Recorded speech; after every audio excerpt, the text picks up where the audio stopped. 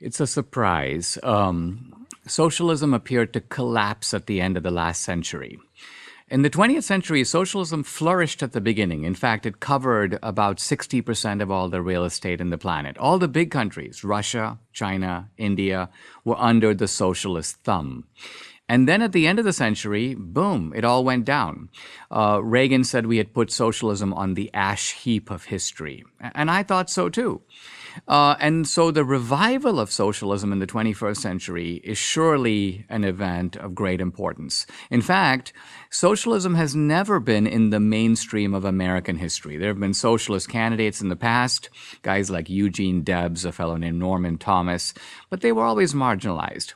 Now, not just with Bernie Sanders, Ocasio-Cortez, but with the mainstream of the Democratic Party embracing socialist ideas, socialism is in the forefront in a way it's never been before. So that requires explanation. I think the short answer is we're dealing with a new type of socialism. The socialists say today, no, we're not trying to replicate the socialism of Mao or Stalin or Lenin.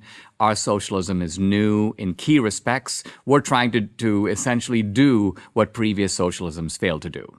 Yeah, previous socialisms failed, meaning 100 million people have been killed under socialist regimes in the last 100 years, and yet they think that they can somehow replicate it and make it better. Yeah, you may.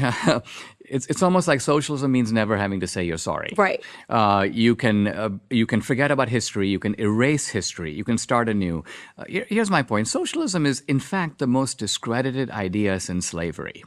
The great thinkers on socialism, from Hayek to Solzhenitsyn and others, have always seen socialism as a form of slavery. That's why Hayek's book is called The Road to Serfdom.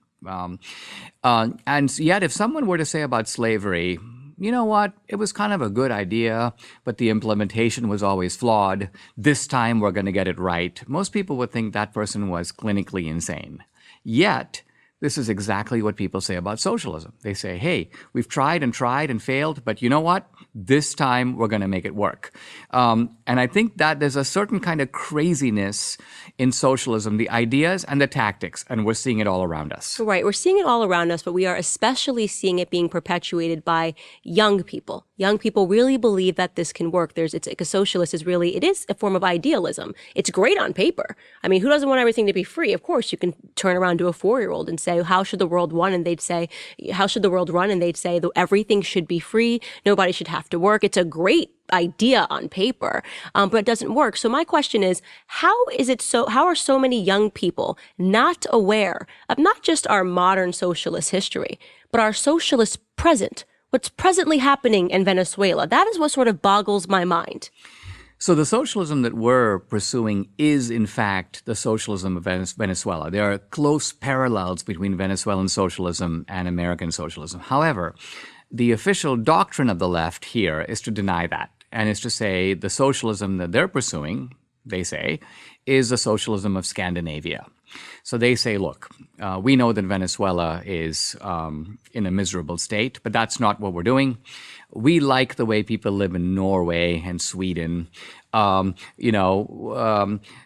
It's not that bad to live over there, is it? So why don't we import that form of socialism here? Now, the key thing to realize is that with the Scandinavians, they are actually capitalist in wealth creation, socialist in wealth distribution. Now, on the wealth creation side, they never kill the goose that lays the golden eggs. They have low corporate tax rates, about 20%, same as here. They have no minimum wage. They have less regulation. You can actually hire and fire people for any reason. They have no wealth tax, with one exception. They have no inheritance tax. The kind of financial transaction fees that Bernie Sanders and Elizabeth Warren have proposed for America, that exists in no Scandinavian country. One Scandinavian country, Finland, tried the universal basic income. It didn't work. They got rid of it. So the Scandinavians are actually, they want to create a big pie. Now, when they distribute it, and here is the key point, they impose the burden on the whole society.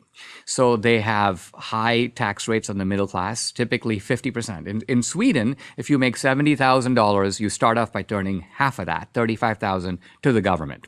So they don't practice this politics of demonizing the rich. The rich will pay. I'm going to rob Peter to pay Paul so I can get Paul's vote. The Scandinavians don't do that. So the truth of it is that The American left says we want to be like Scandinavia, but they don't want to follow the Scandinavian model.